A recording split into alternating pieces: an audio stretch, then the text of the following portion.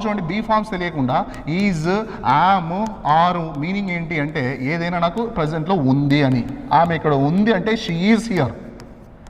ఆమె ఉంది హియర్, ఆమె ఉంది అంటే షీ ఈజ్ హియర్.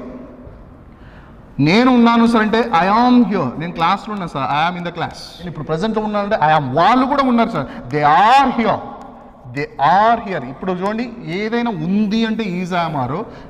ప్రజెంట్లో అయితే ఈజ్. నిన్న ఉండింది అంటే ఈజ్కి పాస్ట్ వాజ్, వర్.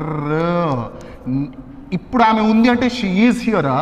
నిన్న ఉండింది అంటే షీ వాజ్ అంటాం కదా, షీ వాజ్ అంటాం. నిన్న ఉండింది అంటే షీ వాజ్. నేను ఇప్పుడు ఉన్నానంటే అయాము.